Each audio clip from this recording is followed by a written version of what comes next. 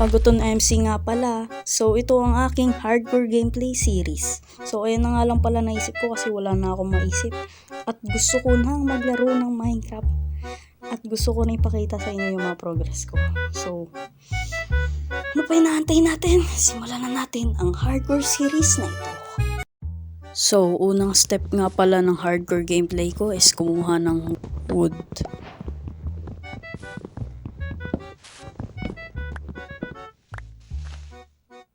Sabay na din pala ako dito kumuha ng leaf litter pang fuel. Pagkatapos yun, kumuha na din pala ako ng wooden pickaxe para makakuha na din ng stone tools.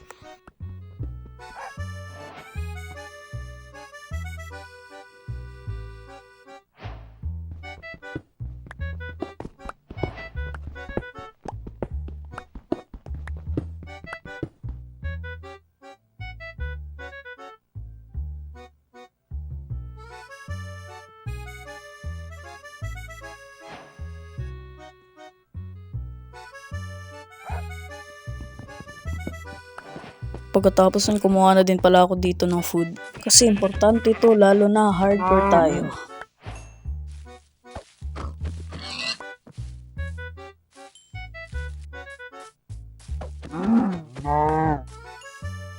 At kumuha na din pala ako dito ng kunting kahoy para kung kailan kailangan ko, meron ako. Dito gumawa na din pala ako ng smoker para smelt yung mga nakuha kong food.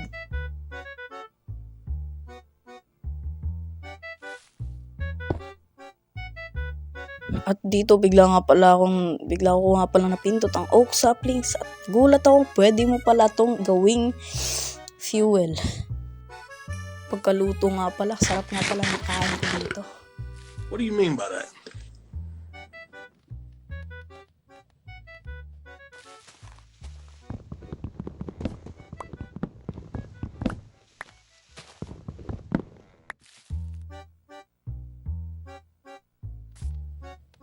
Pagkatapos yan, kinuha ko na din pala dito yung mga crafting bench ko at mga luto ko. At pumunta din pala ako dito sa cave na ito.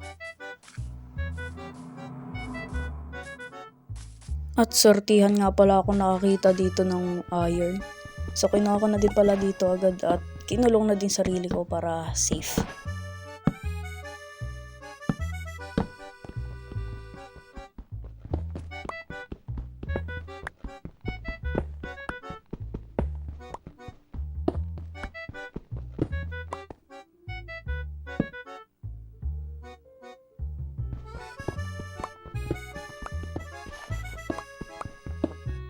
Pagkatapos nga pala nun, gumawa na din pala ako ng furnace at nismelt ko na din yung mga iron na nakuha ko dito. Gamit yung nakuha kong leaf litter para hindi sayang sa kahoy.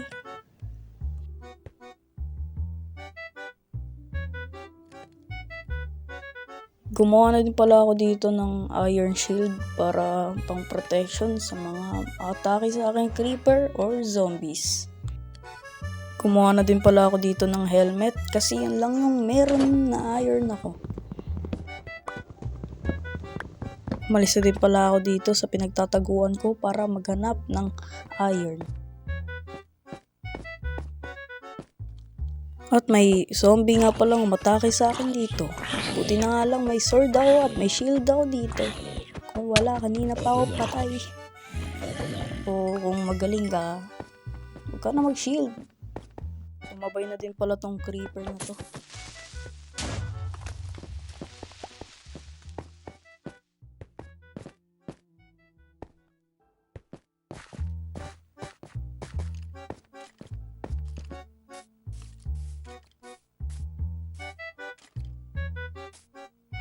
So may umatake nga pala sa akin dito ng skeleton.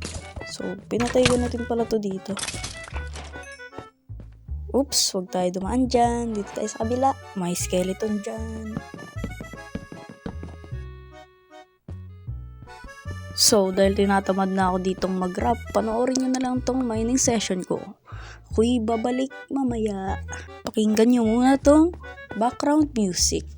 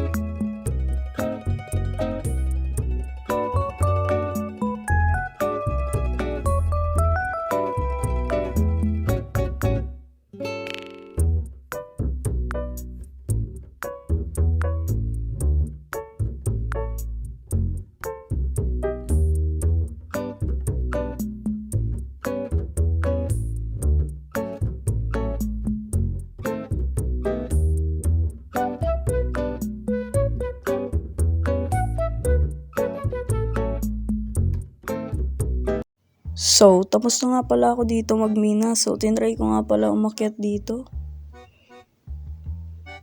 At yun, nakita akong gabi pa. Ibinla ko ulit kasi baka dumugin ako ng mga mobs. At yun, may nag-spawn na nga dun sa staircase. So, takpan muna natin at antayin muna mag-umaga. Kasi kailangan ko na ng food at naka-full armor na tayo.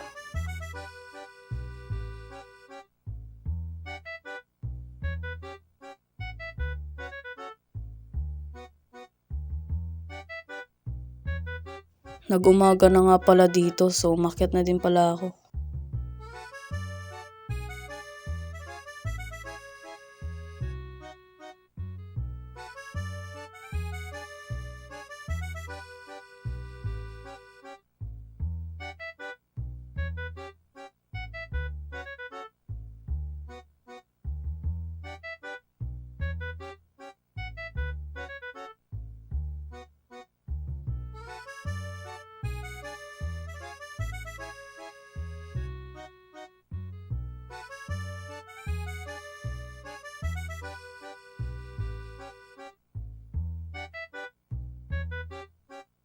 At yun, pagkatapos nun, kumuha na din pala ako dito ng mga food.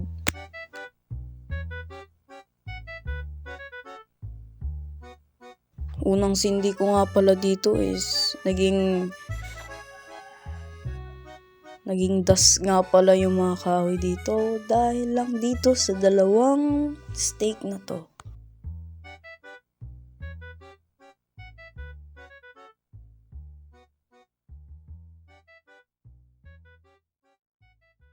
Pagkatapos nga niya, naglakbay na nga lang din pala ako dito para makapaghanap ng mga structures para sa upgrade natin ng armor or kahit ano. At kumuha din ako ng mga food. At dito, nag-boat na din pala ako kasi dead end na at puro tubig na.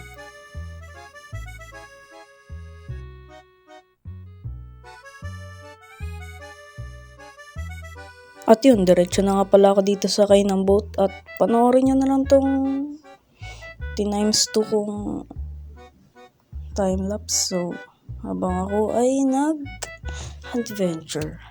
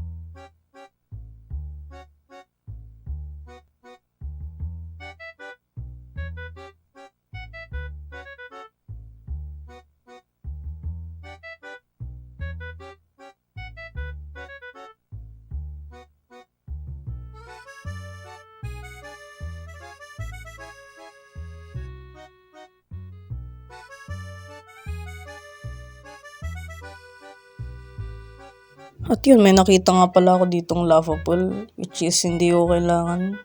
Kaya diretso tayo dun sa mga madadaan naman natin.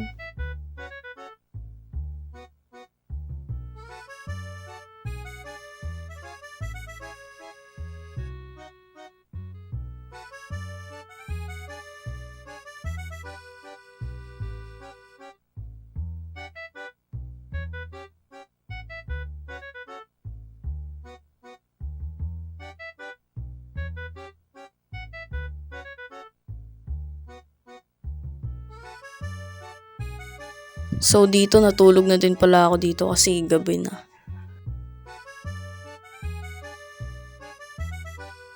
Ayun, so day 3, tinuloy ko pa rin yung adventure natin para makahanap ng village or kahit anong mga structure na pwede kong gawing base.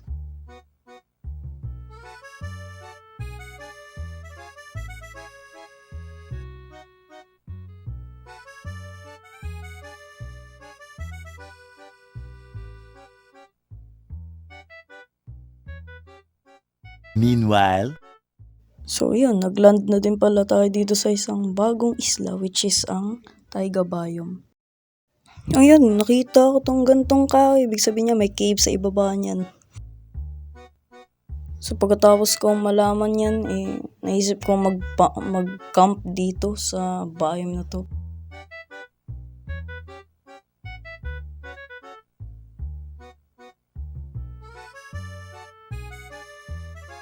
At yun, nakalimutan ko pa nga sabihin sa inyo kanina, may daan akong ocean monument which is nabigyan ako ng mining fatigue. So, inisip ko sana maghanap dito ng milk. Kaso, tinabad na ako. Inisip ko na lang maghanap ng mga interesting na mga structure dito. So, I'm glad na ginawa ko yun kasi nakahanap ako ng village dito sa Taiga Biome which is napakalapit lang dun sa nahanap kong cave. So, maganda to pang base. So, naisip ko nga palang nakawan tong village na to kahit konti. Konti means lahat ng mga meron sila is nasa akin na dapat.